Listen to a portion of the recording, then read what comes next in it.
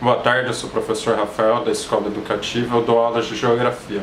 Hoje teremos uma revisão. Na revisão você precisa de papel, caneta e lápis para anotar tudo que for explicado.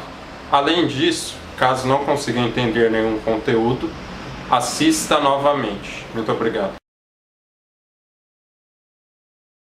Mapas são representações técnicas de um espaço geográfico. Essas representações têm 3 elementos. Vamos a eles? Podemos observar neste mapa que ele contém os 3 elementos fundamentais. Aqui podemos perceber o nome do mapa. Mapa da zona colonizada do estado do Paraná. O desenho e no canto esquerdo nós temos a legenda, que mostra o que, por exemplo, essa zona verde representa, o que cada um desses detalhes que estão no mapa podem representar. Já este mapa, por exemplo, está totalmente incorreto. Por quê? Apesar do desenho estar muito bem feito, nós não temos título, tampouco as legendas. Então esse mapa ele traz uma certa confusão, porque muitas pessoas podem não saber que esse mapa é um mapa do Brasil. Outras, assim como nós, por exemplo, que não temos a legenda, que não sabemos direito o que representa cada uma dessas cores. Por isso é importante que todo mapa tenha o título e, além do desenho, uma legenda para nos explicar o que cada elemento representa. Atualmente os mapas têm linhas imaginárias, que são linhas que servem para dividir melhor o espaço geográfico e fazer com que tenhamos mais precisão ao nos localizarmos. Observem este desenho onde a Terra aparece quadriculada. Isso ocorre por causa do cruzamento entre as linhas latitudinais e longitudinais.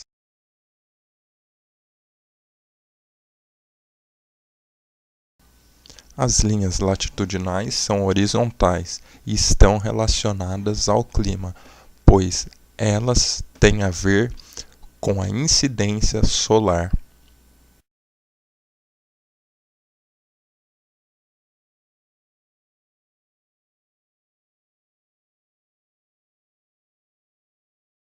As linhas longitudinais são verticais e estão relacionadas ao fuso horário.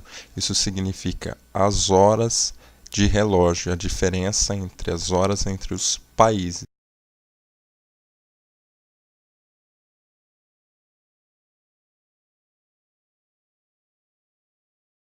O cruzamento entre ambas as linhas latitudinais e longitudinais formam as coordenadas geográficas, que servem para facilitar a localização, pois tornam precisa a localização de determinado ponto.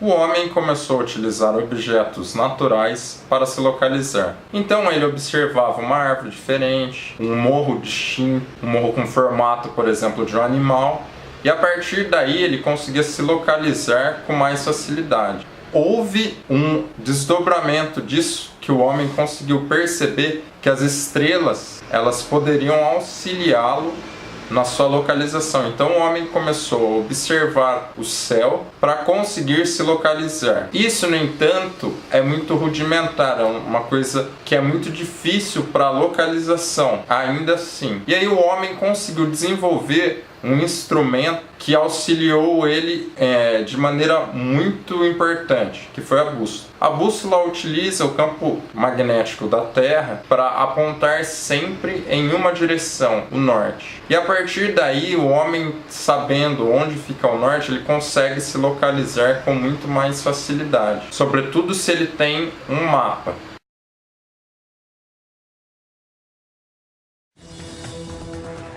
17 de janeiro de 1991. Na Operação Tempestade no Deserto, algumas das nossas tecnologias favoritas nasceram como projetos de defesa nacional. E durante a Guerra do Golfo, as tropas americanas estavam equipadas com uma ferramenta de defesa que lhes permitia navegar pelo vasto e aparentemente infindável deserto do Iraque com precisão e facilidade.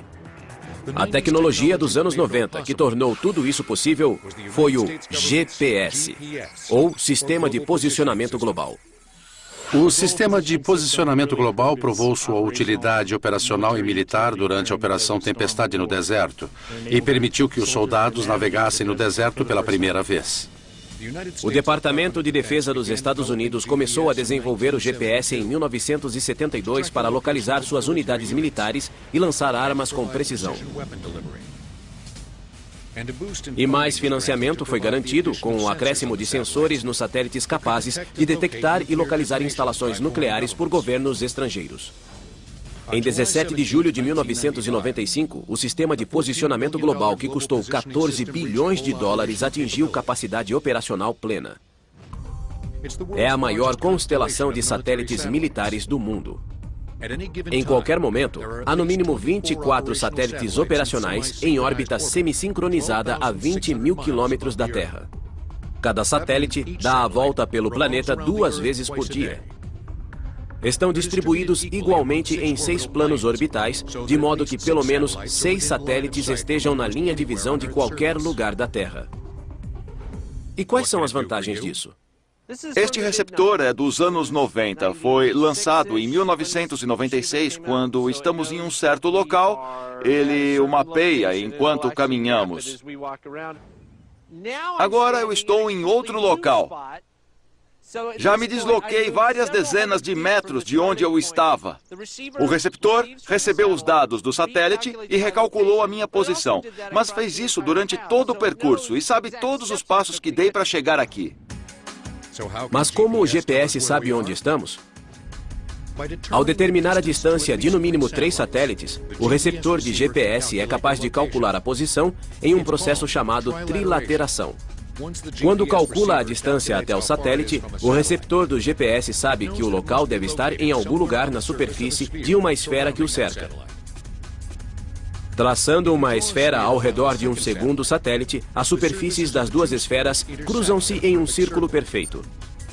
A superfície de uma esfera em torno de um terceiro satélite cruzará com o círculo em 2 pontos. Um desses 2 pontos está situado na Terra. E pronto, aí está a localização. Mas nos anos 90, o GPS nem sempre era tão preciso e confiável para civis.